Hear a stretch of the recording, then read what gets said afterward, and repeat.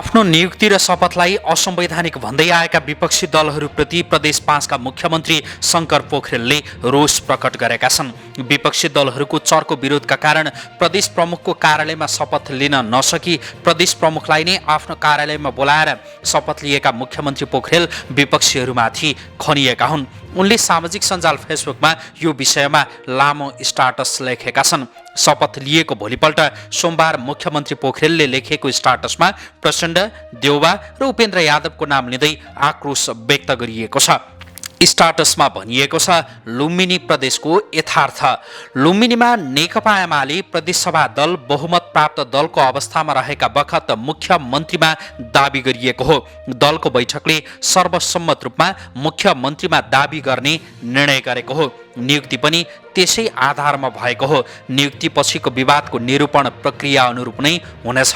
विमला कुमारी खत्री फाल्गुन 23 को फैसलापछि एमालेको प्रदेशसभा दलमा सहभागी हुँदै आउनु भएको हो। उक्त विवरण त्यति बेला नै प्रदेशसभामा दर्ता भइसकेको छ।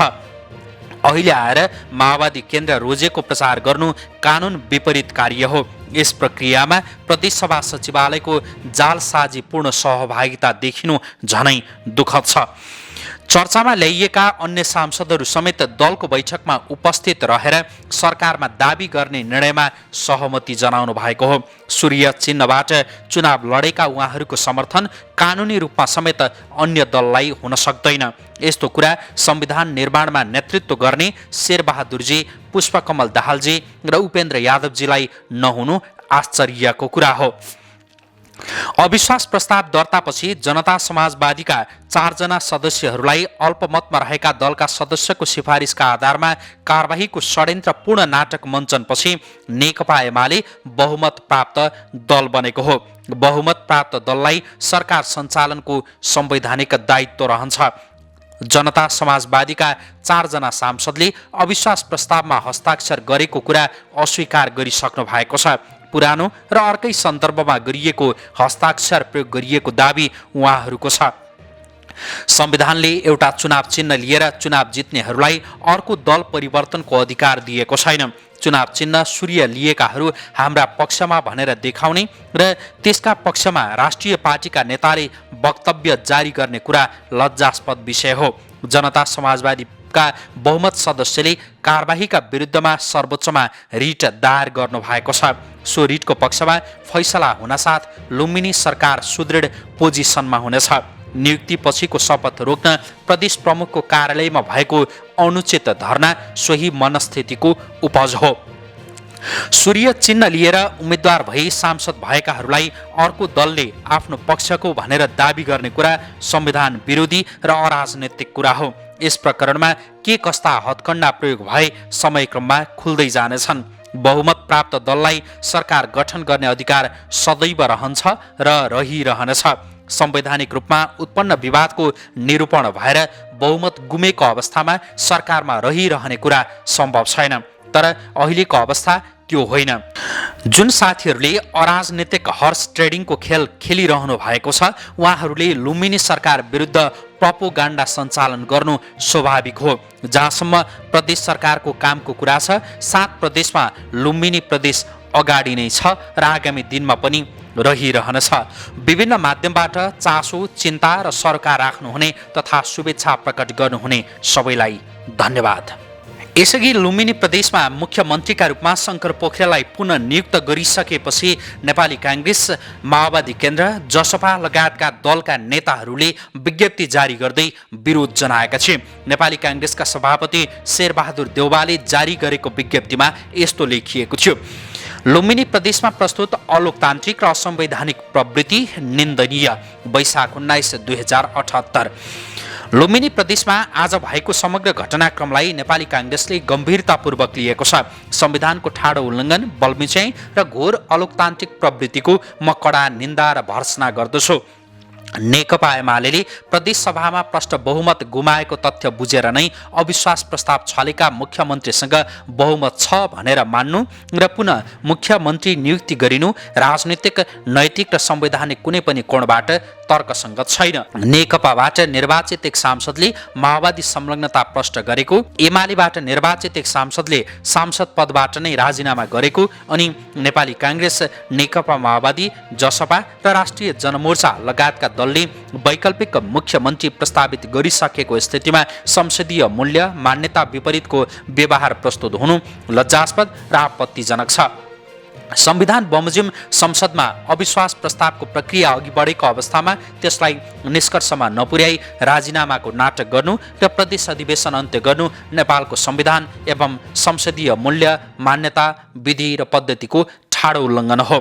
केन्द्रमा प्रस्तुत हुँदै आएको अधिनायकवादी चरित्रको अर्को संस्करण लुम्बिनी प्रदेशमा प्रस्तुत हुनु अत्यन्तै गम्भीर छ।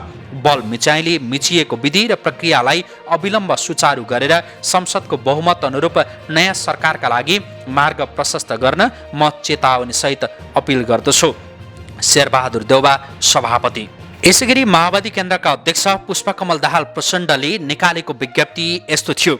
लुम्बिनी प्रदेशका मुख्यमन्त्री शङ्कर पोखरेलमाथि राखिएको अविश्वासको प्रस्ताव विशेष अधिवेशनको आह्वान, मुख्यमन्त्रीको राजीनामा, अल्पमतमा रहेका शङ्कर पोखरेललाई बहुमत प्राप्त दलको नेताको हैसियतमा गराइएको मुख्यमन्त्रीको नियुक्ति र 42 जना प्रदेशसभा सदस्यहरूको बहुमत हस्ताक्षरसहित प्रदेश प्रमुख समक्ष शपथ ग्रहण रोकी नियुक्ति बदरको निम्ति भइरहेको सङ्घर्षप्रति हाम्रो गम्भीर ध्यानाकर्षण भएको छ। प्रदेश सभाका सांसदहरूले 2078 वैशाख 6 गते प्रदेश सरकारका विरुद्धमा अविश्वास प्रस्ताव दर्ता गरी विशेष अधिवेशनको माग गरेका थिए र आज 19 गतेबाट विशेष अधिवेशन थियो। लोकतान्त्रिक प्रक्रियाबाट अविश्वास प्रस्तावको सामना गर्नुको बदला अल्पमतमा रहेका मुख्यमन्त्रीले आफ्नो पदबाट राजीनामा दिए संसदको काम कारबाहीलाई अवरुद्ध गरे। राजीनामालाई सकारात्मक रूपमा लिन सकिन्छ, तर अल्पमतमा रहेका व्यक्तिले नै पुनः संविधानको धारा 168(1) अनुरूप सरकार गठनको दावी गर्नु आश्चर्य र हास्यास्पद मात्र होइन, अनैतिक र असंवैधानिक छ। तत्कालै आजै गठबन्धनमा रहेका दलहरू नेपाली काङ्ग्रेस, नेकपा माओवादी केन्द्र, जनता समाजवादी दल, राष्ट्रिय जनमोर्चा र अन्य स्वतन्त्र हैसियतका बहुमत सांसदहरूले हस्ताक्षर सहितको निवेदन मात्र होइन, भौतिक रूपमै प्रदेश प्रमुख समक्ष उपस्थित भए। यसरी बहुमत सांसदहरूका समर्थन रहेका अविश्वास प्रस्तावमा प्रस्तावित गरिएका मुख्यमन्त्री कुलप्रसाद केसीलाई संविधानको धारा 168(2) अनुरूप मुख्यमन्त्रीमा नियुक्ति गर्नुको बदला प्रदेश प्रमुखले अल्पमतमा रहेका 37 जनाका समर्थन शङ्कर पोखरेललाई संविधानको धारा 168(1) अनुरूप नियुक्ति गरे। उक्त असंवैधानिक र अलोकतान्त्रिक निर्णयको हामी निन्दा गर्दछौँ। प्रदेश प्रमुखको कार्यालयमा सांसदहरूबाट भइरहेको सङ्घर्षप्रति ऐक्यबद्धता जनाउँछौँ। प्रदेश प्रमुखलाई आफूबाट भएको गलत निर्णयलाई सच्याई गठबन्धन सरकार गठनका दावेदार कुलप्रसाद केसीलाई नियुक्ति र शपथ ग्रहण गराई संविधान र लोकतन्त्रको मर्यादा कायम गर्न लुम्बिनी प्रदेश प्रमुखको गम्भीर ध्यानाकर्षण गर्दछौँ। पुष्पकमल दाहाल प्रचण्ड, अध्यक्ष।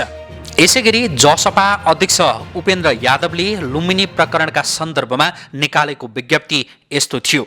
लुम्बिनी प्रदेशमा नेपाली काङ्ग्रेस, नेकपा माओवादी केन्द्र, जनता समाजवादी पार्टी नेपाल र राष्ट्रिय जनमोर्चा संलग्न विपक्षी गठबन्धनले मुख्यमन्त्री शङ्कर पोखरेल विरुद्ध अविश्वासको प्रस्ताव दर्ता गरेकोमा त्यसलाई सामना नगरी मुख्यमन्त्रीले राजीनामा दिएको र बहुमत गुमाइसकेका मुख्यमन्त्रीलाई प्रदेश प्रमुखले पुनः मुख्यमन्त्रीमा नियुक्त गरेको घटनाप्रति हाम्रो पार्टीको गम्भीर ध्यानाकर्षण भएको छ। लुम्बिनी प्रदेश सभामा नेकपा एमालेको बहुमत कायम भएको भए निसन्देह नै मुख्यमन्त्रीले राजीनामा गर्नुको सट्टा अविश्वासको प्रस्तावको सामना गर्ने थियो। तर आफूले बहुमत गुमाइसकेपछि पनि पुनः मुख्यमन्त्री नियुक्तिका लागि दावी प्रस्तुत गर्नु र प्रदेश प्रमुखले अविश्वास प्रस्ताव छलेका मुख्यमन्त्रीलाई नै पुनः नियुक्ति गर्नु संवैधानिक, राजनैतिक र नैतिक कुनै पनि दृष्टिले सही हुन सक्दैन।